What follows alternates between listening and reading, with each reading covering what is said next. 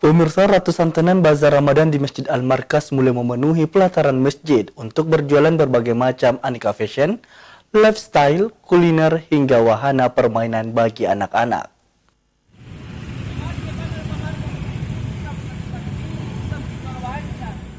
Memasuki bulan suci Ramadan tahun ini, ratusan lapak pedagang yang ada di area Masjid Al-Markas, Jalan Masjid Raya Kota Makassar berjejer sepi sepanjang kurang lebih 100 meter.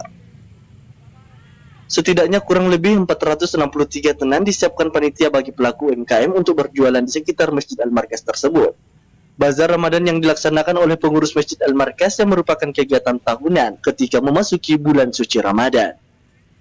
Aneka macam produk dijual di Bazar Ramadan, mulai dari jenis pakaian muslim dan muslimah, sepatu sandal, makanan pembuka hingga makanan berat, sampai wahana permainan bagi anak-anak.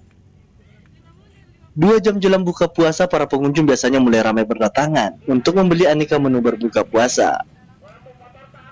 Nani, salah satu pengunjung yang ada di Bazar Ramadan Masjid Al-Markas, mengatakan dirinya berasal dari Kabupaten Luwu, datang ke Bazar Ramadan untuk membeli menu berbuka puasa yang akan dinikmati nanti bersama keluarganya. Bersama siapa, Bu? Ini lagi beli apa ini, Bu?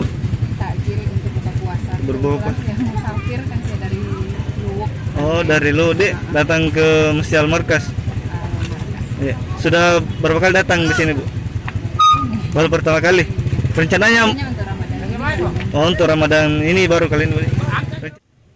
Sementara itu, para pedagang yang ada di Bazar Ramadan tersebut mengatakan di lapaknya menjual berbagai aneka makanan untuk berbuka puasa, mulai dari aneka kue hingga makanan berat, dijual mulai dari 5.000 sampai 35.000 rupiah.